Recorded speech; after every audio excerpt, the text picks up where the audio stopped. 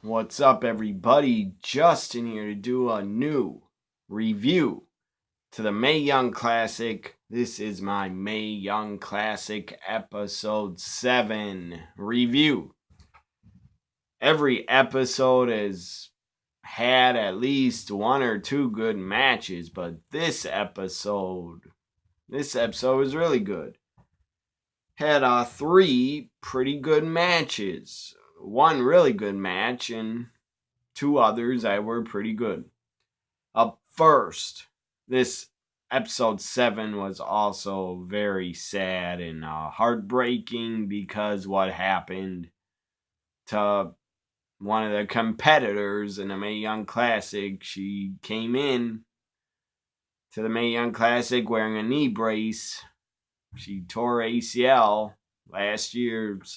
Just very tragic what happened to her. But here we go with the first match of this Mae Young Classic episode 7. This was the quarterfinals. So we had Mako Santamora take on Lacey Lane. Lacey Lane, to me, she's a good worker, good wrestler. She has a good look. But I gotta agree with a lot of other fans. Lacey Lane, to me, looks like an Ember Moon ripoff. She has to change her gimmick or do something. Ember Moon does not have braids, but still, she has gear like Ember Moon. And how she makes her entrance, she kind of looks like an Ember Moon ripoff. So Mako Santamora, the veteran, the legend, Japanese women's wrestling legend, taking on Lacey Lane. Lacey Lane, she took some kicks that were just sick. Mako hit her with some sick ass looking kicks. Just sick as fuck. Some awesome kicks from Mako. Lacey Lane made a nice comeback. She tried to she did make a good comeback, but it didn't last long. Mako Santamora wins with a Death Valley driver for the 1-2-3. Mako Santamora goes on. This is a quarterfinal, so she goes on to the semifinals. Up next, really good, pretty damn good match. Two awesome wrestlers. I almost said her name wrong. Deanna Perrazzo. It's not Diana, it's Deanna, I think. Deanna Perrazzo. I should know how to pronounce her name. I've seen her in wrestling for about 2-3 years now. She hasn't just wrestled and jobbed for NXT and been a jobber on SmackDown. She's wrestled a lot in Shimmer, Stardom, Ring of Honor. So Deanna Perrazzo take on just one of my favorite wrestlers to watch, Io Shirai. Or Io or Io, I think it's Io. Io Shirai, one of the best in the world. I don't care. You can compare her to men.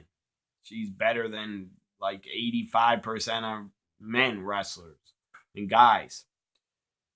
Io Shirai, Deanna Perrazzo, they tore it up. They had a pretty damn good match. Deanna Perrazzo during it hit three German suplexes on Io. And then she locked her in the armbar, was pulling on her arm and pulling on it. Io would not tap. Io reversed the armbar. And before that, Io Shirai did a dive under the top rope. And a beautiful looking dive into she just totally turned her body sideways. After the dive, she did like a high cross body press. That was pretty awesome how she turned her body. But again, she's one of the best in the world. So that was a great looking, beautiful dive out to the metal, the steel part of the stage. And then Io hit a double foot stomp during the match on Deanna's chest. That's pretty awesome. Again, she reversed Deanna's armbar, reversed it, and then she eventually went up to the top and hit her moonsault for the 1-2-3. Io Shirai wins. And she goes on to the Final Four. She's in the Final Four of the Mae Young Classic 2018. Up next, Rhea Ripley. This was heartbreaking to watch because Tegan Knox, she got injured again. But this time, she got injured on the good knee, the knee that was not injured at all, the knee that did not have a knee brace, the knee that did not tear the ACL. The match started off pretty good, but it didn't last long. Not at all. Barely lasted 5 minutes, and that's nobody's fault. It's not their fault. It's not Tegan's fault. It's not Rhea Ripley's fault that she got injured. She did a dive, went on top of Rhea, and her knee looked like her knee connected with the steel on this ramp, that little ramp by the entrance. So she hit her knee on it. Looked like she landed her knee right on the steel, and she was acting kind of injured, limping, holding her knee. She was kind of angry. She's outside the ring. She started hitting on the stairs. She was pissed off, and she had a right to be. She was upset. She had every right to be upset, but she was a professional. She did not break down. She was just angry and upset, and she felt like she hurt her knee a little. So she was limping back in the ring a little bit. The referee, I forget her name, it was a woman official. She checked on her, said, "Are you okay? Are you sure you're okay enough to go?" And Tegan Knox said, "Yeah, I'm fine. I can go." And she would just work through a little bit of pain. A lot of wrestlers, I'm sure, during matches have to work through a lot of pain. And they just suck it up and they keep going till the match is over. Hell, a lot of wrestlers in their career, a lot of them have worked injured for many years. Some of them have even worked with a torn ACL or torn MCL. I believe Victoria actually, she had to, I don't know how she did it, but Victoria did work with a knee brace, I think for a couple years, or at least 1 or 2 years. She worked with a knee brace, and she had a torn ACL or MCL, and she kept working.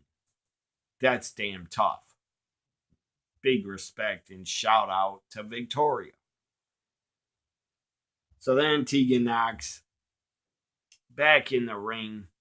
She says she can't continue, but you can tell her knee, I believe is I think is a left knee. I think it's her left knee that looked like it was hurting her, and she was injured. But she kept going. She wanted to continue. She had that fighting spirit. She had the heart, the soul, heart of a lion. And then, I believe it's a drop kick. Tegan Knox, I believe, tried to hit a drop kick on Rhea Ripley. She tried to hit a drop kick, and then her knee hit the mat, and she just started holding her knee immediately, started holding it, and started screaming and started crying because she's in so much pain. Tegan Knox, really, when her knee hit the mat, I believe it was after a drop kick. Right after that happened, she was in so much pain. She couldn't continue. She couldn't even stand. She couldn't even get up. She's in so much pain. She just started crying. I'm sure out of sadness and anger. And God, it was so sad to watch. She was crying and the doctor is checking on her. And this stupid doctor asked her, "Can you still go?" Come on, doctor. You're a bad doctor. Can she still go? No, I don't think so. Couldn't you tell she was in a lot of damn pain? So the doctor asked her, could she still go? She told him, no, I can't. And she was still crying. She was holding her knee. And then the woman official came over, talked to the doctor, and said, okay, she can't go. The referee stopped the match. Referee stopped the match, awarded it to Rhea Ripley. Rhea Ripley even looked concerned. Before she got the victory, she looked pretty worried. I'm sure she's I don't know if they're good friends, but I'm sure Rhea Ripley was pretty damn sad for her because she came back from an ACL and now she injured her other knee, her healthy knee. Just tragic. Really depressing to watch. Really sad. I had tears in my eyes. And the crowd, the minute the ref stopped the match and she was crying, the crowd just went dead silent. The crowd, the fans looked worried. You could have heard a pin drop. It was dead silence. Before Tegan got helped out of the ring, the fans started chanting, "Thank you, Tegan. Thank you, Tegan." So it would have been a good match. I would have liked to see it. I think they would have had a good match together. I think Tegan Nox actually might have went over. She might have won. I'm not sure. I'm just saying. Maybe she would have won. So when Tegan Nox got injured and her knee hit the mat, I don't know if she heard something pop or what, but she was in severe pain. It was like her or hate her. I don't know who the hell would hate her. She seems like a really sweet, nice woman. I don't know how you could hate her if you're a fan. But your heart has got to just sink and feel really bad for what happened to her during the Mae Young Classic episode 7. It was really heartbreaking to watch. For me, I'm a fan of all these women.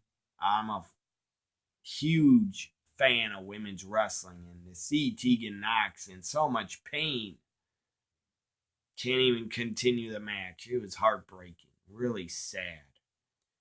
And I just hope she's not out for 6 months or a year.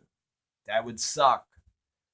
That'd really suck for her because she's a great talent. I've seen her matches before she's signed by WWE, and she had really good matches. Really good matches. So Rhea Ripley wins by referee stoppage. Just very sad and depressing to watch what happened to Tegan Nox. If you don't know what I'm talking about, I tried to explain it, but watch the Mae Young Classic episode 7 and you'll see for yourself. If you don't think that was sad, what happened to Tegan, you don't have a heart or a soul. You're soulless if you don't feel bad for the woman.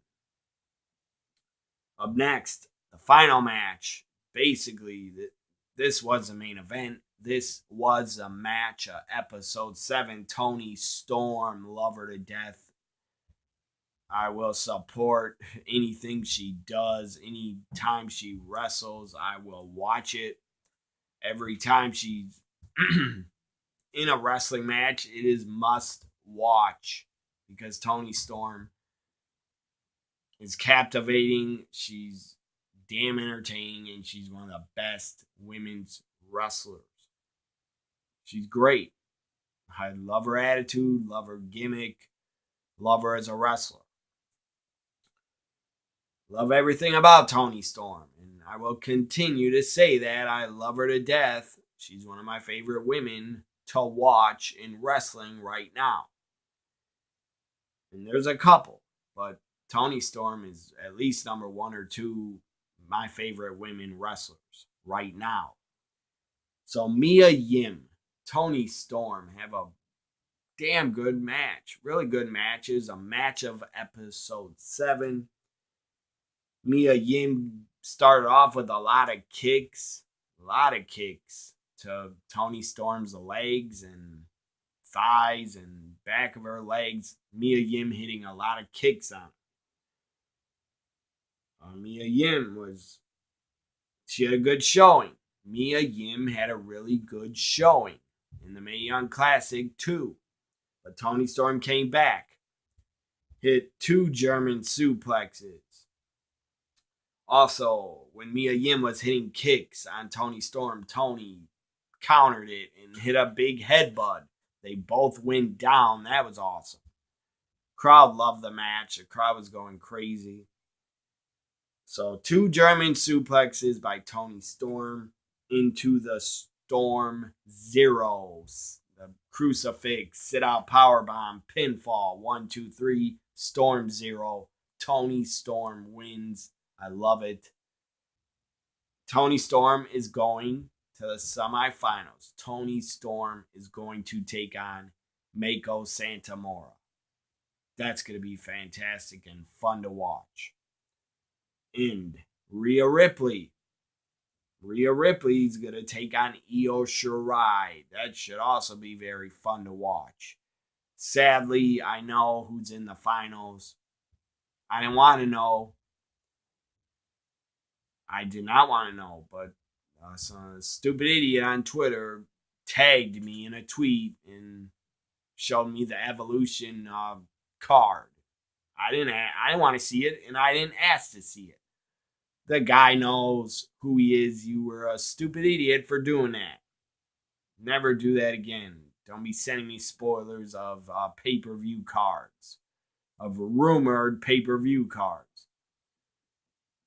So anyways, I know who's in the finals. I'm not going to give it away. But Toni Storm, Meiko Satomura, Rhea Ripley, and Io Shirai are the final 4 left. Great talents. 2 of them are the best in the world. But 4 really great talents that could have all 4 of them, 3 of them are signed by WWE, but all 4 of them could have a really good future, bright future in NXT or NXT UK or the main roster. So this Mae Young Classic episode 7 gets a grade of, I'd give it a B+. Just really heartbreaking what happened to Tegan Knox. I hope, as of right now, middle of October, she was injured in August. That's when the tapings happened. I hope she's feeling a lot better. I hope she's not on crutches still, and hope she doesn't need surgery on her knee. This was my Mae Young Classic episode 7 review. Next week's the final episode, I believe, of the Mae Young Classic. It will be episode 8, and I will review it on Wednesday after the Mae Young Classic. Right now, I'm excited. I'm going to go watch, for the first time, I'm going to watch the first episode of NXT UK. I think I'll enjoy it because Toni Storm's a part of it. Bye for now, everybody.